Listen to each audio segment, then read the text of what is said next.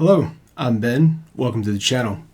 So today we're going to discuss a book that I would recommend as a reference. This is the Unwritten Rules, the 6 skills you need to get promoted to the executive level. This is by John Beeson.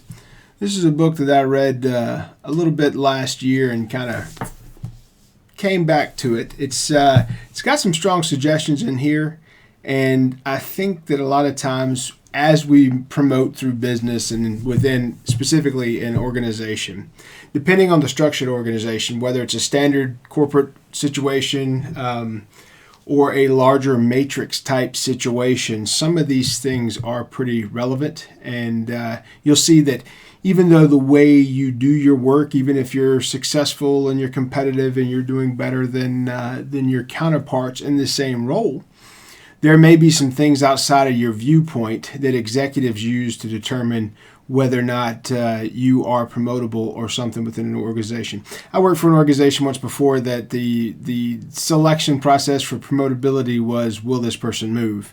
What was interesting about that organization, I moved for them myself personally 3 times. And when there was turnover up top, whatever you did before that new person was there, they forgot about. So I actually was having a conversation with a higher up at that company at one point, and the suggestion was that, well, if I was interested in moving forward in a certain line of progression, that I should move as necessary for the company. When I then enlightened that person and said, well, actually, I've already moved 3 times for the company, just to see that look on their face, it just goes to show the relevance of some of these things, as well as what you're doing in life. Sometimes you have no control over the impact because turnover does happen. And if you're in an organization where the higher ups turnover often, there's really not much you can do to sustain the equity of what you've done before their attention was on the process. So just know that some of those things are going to come up and you're going to have to deal with them as that arises. But that's something that, just from my experience, was quite annoying to me at the moment, thinking you do all these things, you jump great lengths just to get to a point where someone doesn't have any clue what you've done, and they speak with authority on the fact that on something that they have no clue about. So just know that that's possible and that's going to happen. It all worked out in the end. Ultimately, I wanted to be a project manager and move around to help suffering sites, which is ultimately what I did. So it did lead to the proper suggestions or situation for me based on what I wanted at the time. All right, so what we're going to go over in this book, The Unwritten Rules, it basically talks about 6. So it basically, here's what they are: 6 core selection factors that come into play with the executive teams on promoting a teammate or a leader to an executive role. The first one is demonstrating strategic skills. The second is building strong management teams. The third is managing implementation. The fourth is exhibiting the capacity for innovation and change. The fifth is working across organizational boundaries. And the sixth is projecting an executive presence. So what we're going to do is we're going to go through this briefly, and I'll give you kind of some ideas on each one of these things within the book. And I will put this book as the thumbnail for this video. So factor 1, demonstrating strategic skills. So there's several ways you can go with that. Typically in your daily work, you do this often. The issue, though, here, you're talking about someone's perception of what you do. So if you're not reporting out or sharing these things that you're doing with your direct upline, you're missing out because they don't necessarily know what you're doing. Everybody's held up in their own minds with the busyness of their own day and the problems that they're dealing with their own day. So you may have to share these things as you do that through the day. So what they're looking at is, do you know how to establish and maintain consistent sets of priorities? Those things do migrate, but typically every day you should have a fixed set of priorities that drives performance to a scale of metrics that you should know about, and then you're reviewing daily and weekly, and then ultimately you're reporting out probably each month on that monthly. So first is consistent set of priorities. The second point is, do you think big picture or long term?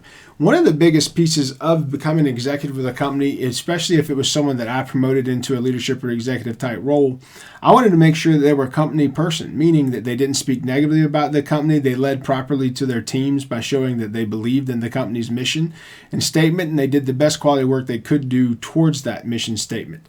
So that's something. Do they think big picture rather and long term? Anticipate and respond to marketplace trends. Do they do that in a way that's critical for the company's future success? If they can't anticipate and respond to trends, one of the things I always looked at, if someone had their location and they could not properly project what was going to happen in the next months or the next quarter, that shows that they didn't have a good understanding of their customer base and of their local business. So the projections is a great component of this. Can they anticipate? Can they anticipate? Can they respond? Can they predict and move forward based on seasonality, based on where they are, based on market conditions? So that is a strong one. The next one is, do they generate or lead the creation of new and winning strategies? Even if it's small, we talk about best practices on this channel often. Even if it's small, if someone's an innovator to current solutions, I'm not saying they're trying to reinvent the wheel. That generates a lot of waste, okay? That generates a lot of motion, but not a lot of movement in a right direction, right? You're not necessarily improving things just because you're trying to create motion around these processes. So if they generate or lead creation of new and winning strategies, that's showing, one, they're cutting waste, two, they're increasing profit margin, or moving into a new area of profitability based on what they're doing. And you want to make sure that they're developing others to do that as well, because that leadership component is a key piece of this. And the last one is, do they convey strategic vision in the way that inspires their teams and motivates folks within the organization?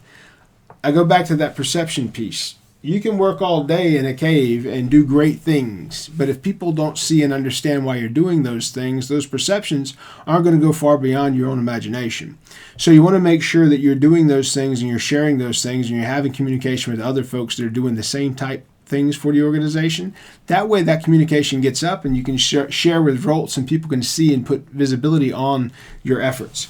That's a pretty big piece of this.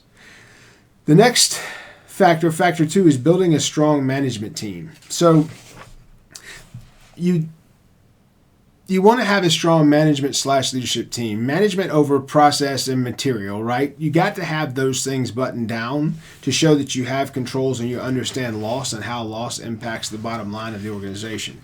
The next piece is leadership. You want to have folks that lead your team and train your team and lead them in the proper direction so they can basically create tenured employees so you can perform better. Your production is improved with that, your quality is improved with that, and your safety around those processes and production should be better with tenured teammates being in place. So that's factor 2. Factor 3 is managing implementation.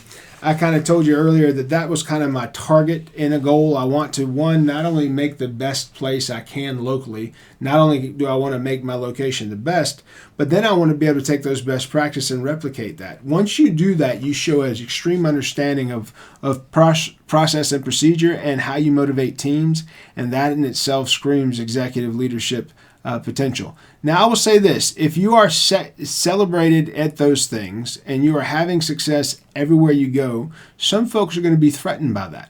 That's why you want to cast a wider net and you want to have more people know about the work you're doing and the quality of work you're doing.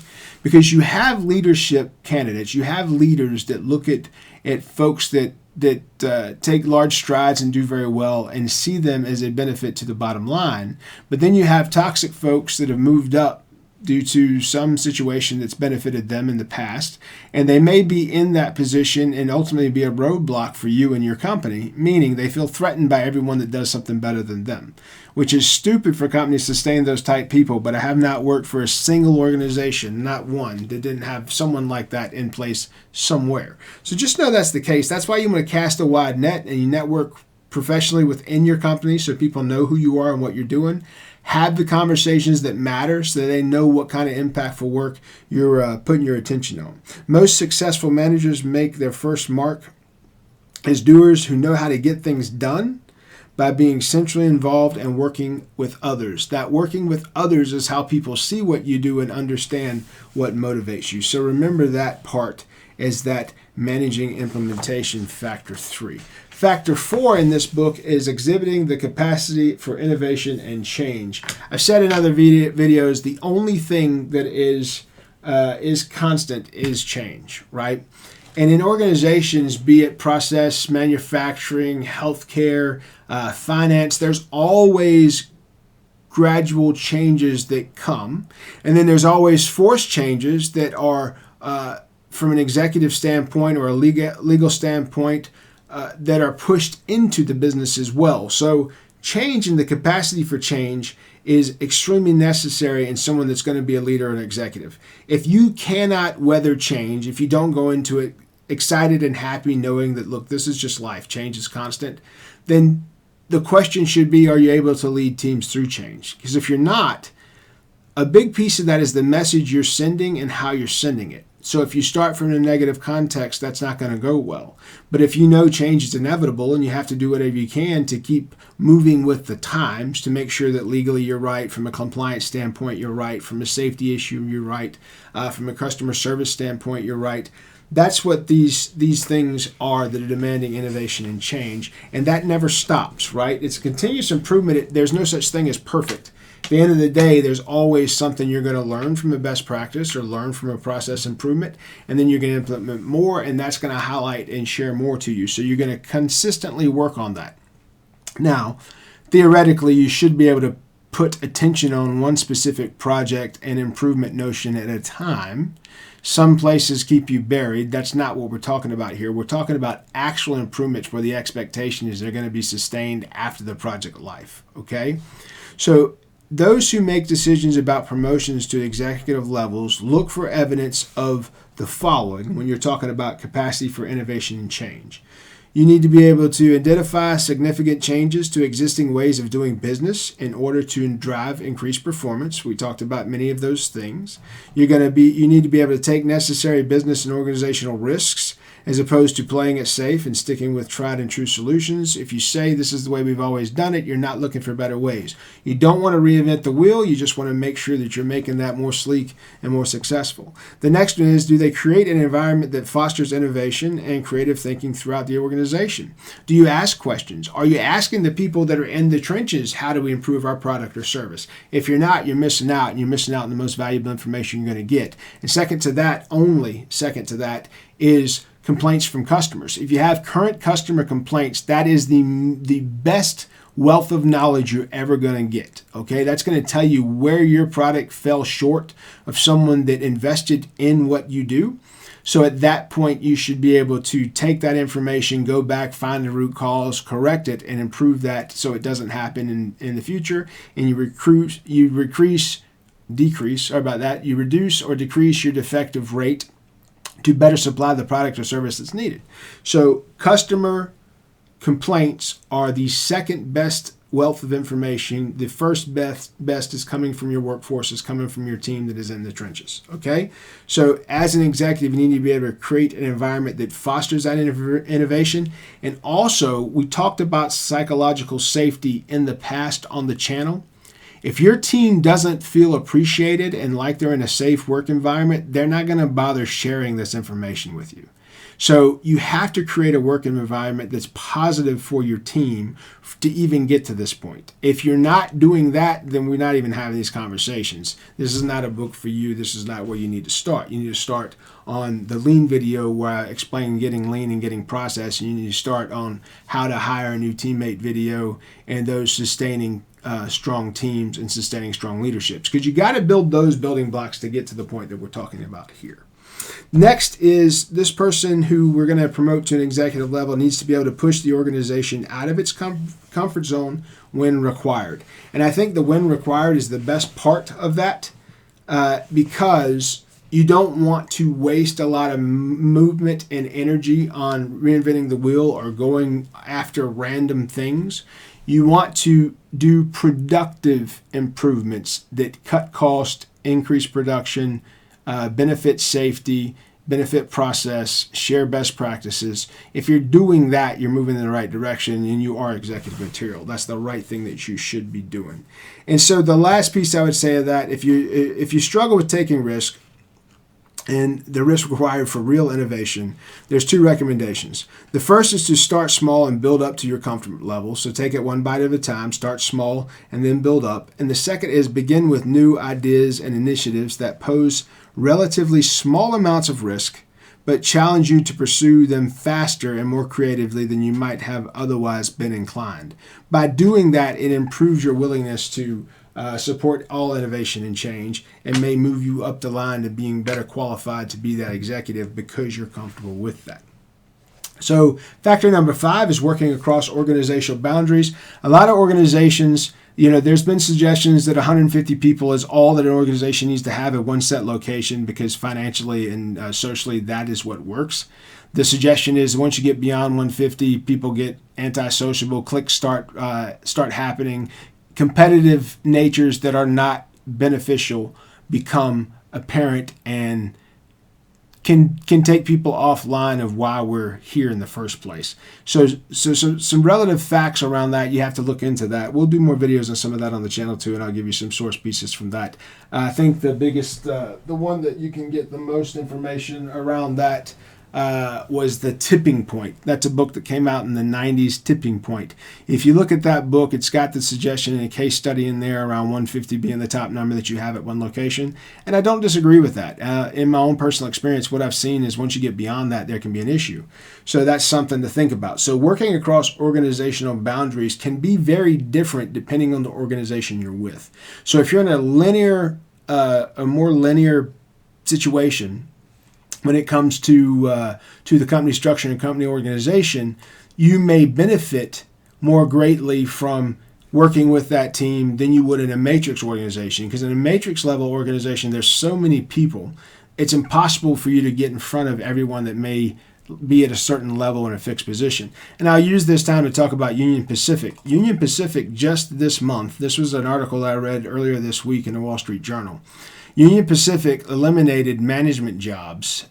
And they did that because they needed to improve the speed of decision making about the railroad. They had so many managers and leaders that they could not get out of their own way. And so the railroad said that it's eliminating less than 5% of its roughly 5,600 management jobs. So think about that. 275-ish management jobs are going to be eliminated because they're in their own way and can't make decisions rapidly enough. I think that's incredible. So working across organizational boundaries, some of that has to do with speed to resolution. So in this, the individual needs to be able to build positive working relationships with peers, co-workers, and exercise influence, persuasion, and negotiation skills to get work done across all these different levels. And as you imagine, the more people that are involved, the more you have to be with your consistent follow-up and your clear communication and your set expectations that are communicated in a way that people know that's the end goal. Next, the candidate should demonstrate understanding of how the organization operates and how decisions are made and in what order those decisions are carried out. And then next is the candidate should demonstrate an understanding of other groups' goals and objectives and anticipate the impact that your decisions will have on those goals so you can better put together a strategy with that team. Remember, you're all working in the same organization. I've said that out loud before. Look, we're all in this together. Because you get in a situation where it feels like teams are combative. We're in this together. And you want people that are passionate about their work. So sometimes you have to take that and redirect it because you'll have people so passionate about how they solve the fixed piece, they didn't take into consideration how the other team would be impacted by that decision, et cetera, et cetera. So there's always additional things you have to consider that are outside of your specific viewpoint. And someone who would be in an executive role has to think this way. I'm not saying that they all do. You will have bosses that don't think that way at all. You'll have people that you deal with that will not have that consideration that are already in those executive roles. Just be willing to understand that's going to be a case. It's going to be an obstacle you have to deal with. But to be an executive and be in that place, if there's a mentality of we all work together, then they should still see you as a relevant asset and a relevant ally and a relevant key player in the role of the overall strategy. And the last is you manage conflict by addressing rather than avoiding it. I've always said what you don't address, you just approved. I've told my leaders of that probably for the last 10 years across all organizations. It's simply you address what you see that is wrong right then in that exact moment. If you walk past it, if you look at it and look away, you just approved it. So don't allow corners to be cut. You must address things that have to be addressed. You cannot look away, because if you don't, you're not working to resolve it. If you go ahead and address it in the moment, now you've taken the first steps towards working to resolve that, and that makes you extremely valuable to an organization. So that's the suggestions around working across organizational boundaries. And the last factor number 6, is projecting an executive presence. Now, I'll tell you this. You cannot do anything about perception. What you can do is increase your circle of influence. So if you have 1 or 2 cats up in a leadership role or in a boss level role that have a perception of you that is not in a way that you wish to be perceived, the only way you can impact that is spread more knowledge about who you are and what you're trying to do. And that's how you impact that as well. So the questions around projecting an executive presence would go as follows. Can the individual take control of difficult and unpredictable situations? Understand, when you walk into a bad situation with confidence, and here's the point, any day in business, problems are going to arise. If you don't see problems today, it means you're not looking far enough, right? That is business. That is life. Stuff's going to happen. Stuff's going to break down. So as an executive, you have to expect to be prepared to take control of difficult situations that will have unpredictable results. If you handle things in a consistent way, your results will start getting predictable because you'll have successes where you can celebrate wins. And even if it's not a total win, if you win a piece of it and you learn from the rest, you're still moving your team forward and you still have that executive presence. The second should be, can they make tough decisions in a timely manner? You have to be able to pull the trigger and get after it. That death by procrastination when you don't make a decision, that's costing your company more. And this is a bad way to say it, but I'm going to say it this way. Even a bad decision is better than no decision, because at least in a bad decision, you're moving towards an answer and you're going to get education from it. You're going to learn from it and learn why it was a bad decision. Try to make the best decision as an executive. Try to make the best decision as a leader. Try to make the best decision as a boss. All you can do there is make the right choice based on the information that you have in front of you at the time. That's it. There's always the example that someone's going to have 20/20 vision, when they're looking back at it, and they're going to judge how you did things. But ultimately, if you made the right decision and documented why, you documented the success, you documented the failure, and then you documented the key learnings from the failure, there is no better executive than that. You're killing it at that point. And if you appreciate your team and share with your team why you appreciate the work you did and where it moved you, that's even better, because now they're going to be motivated and less fearful of change themselves in the future. So that's how you make that work. And the last piece on that is, can they engage constructively with other talent and other strong-willed members of an executive team?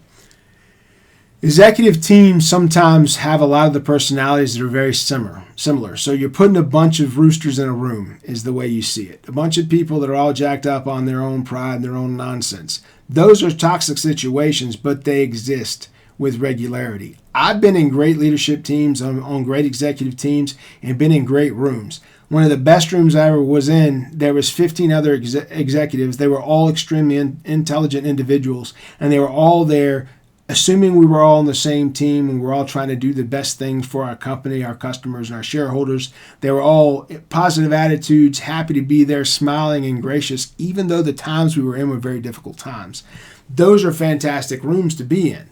I've also been in rooms where there was 15 people and only one cat in that room had an opinion.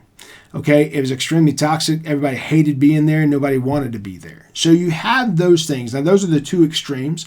On opposite ends of the spectrum, typically you're going to fall right around the middle line there. You're going to have some people that are great fun to work with and some people that are not.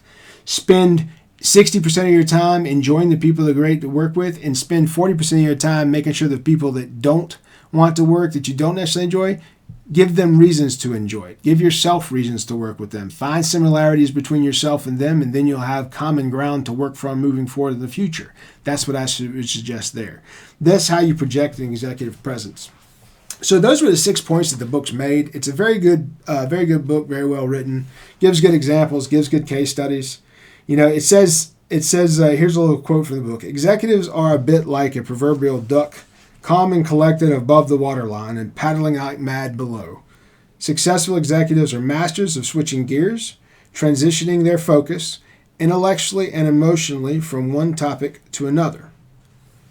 That is why certain traits are important in executives, and that's why those 6 factors are important in executives. When you observe a senior executive who exudes self-confidence and presence, it usually looks entirely natural. However, it doesn't mean that executive presence is achieved without strong preparation. So just because someone exudes that confidence doesn't mean they have it, but they're an executive level player because they have their confidence in their teams, they have their confidence in their facts and what they have together, because they have processes in place where there's constant checks and balances, and they know that they have the information that is correct. The worst thing you can do as an executive is have false information and try to use it as true. You cost your company a ton of money when you do that. You cost your company a ton of teammates, good quality team members when you do that, because people won't stay in a place that is not true. So if you have a mission statement on your wall, and if you have those key objectives on your wall and your company is not living up to that, you're going to have a turnover problem. And you can't have an executive, and you can't have a leader, and you can't have a boss if you don't have a team underneath them doing the good work that goes out to the customer and that final end user. So just remember those key points. Focus on your development efforts on displaying the building blocks that add up to a commanding presence. The self-confidence, the composure, the positive assertiveness and attitude of optimism and sense of being in control or being okay until you gain control is the way that should be consistent with your style and your personality. So it seems genuine. It has to be genuine. That in itself is how you look like an executive and put forward that role of executive for your company. The 6 core selected skills should be, to move into that, should be increasing your visibility within the company. Get on those leadership teams, get on committees that work on specific problems that have high visibility. Handle the big stuff, handle the important stuff. You will gain notoriety very quickly for that. 2, building your external network. Have people in the market that work in cohesion with your teams and with your business. Consider lateral moves if it's necessary. If there's a part that's struggling and you can move and have an impact, that's a great way for people to know about you and your work ethic. Engineer and develop assignments, and engineering and development assignments around change and strategy around change. Demonstrating your learning ability, your willingness to learn, and your hunger for learning is extremely important. People need to know you're not at a point where you know it all, because when you know it all, you don't hear anymore, you're not looking to learn anymore, and basically that's the end of it, right? To be an executive, you have to be able to handle change constantly, which means you have to be able to grow constantly because you have teammates that you have to teach constantly. So if you're staying stagnant and they're moving forward, at some point that gap's going to get very small. You need to be identifying the right stretch assignments that make improvements to process and people's procedures. And then you need to be finding creative ways to develop in your current job. Grow where you are. You know, that growth where you're planted, that's a big piece of anything like this in growth. So the book, again, is the Unwritten Rules. Unwritten Rules, the 6 skills you need to get promoted to the executive level, and that's by John Beeson. I hope you enjoyed this content today. I hope this is of use to you. It's a good book and a good reference. Please like and subscribe. We're trying to get our subscriber numbers up. We appreciate you taking the time to watch the video. Be good.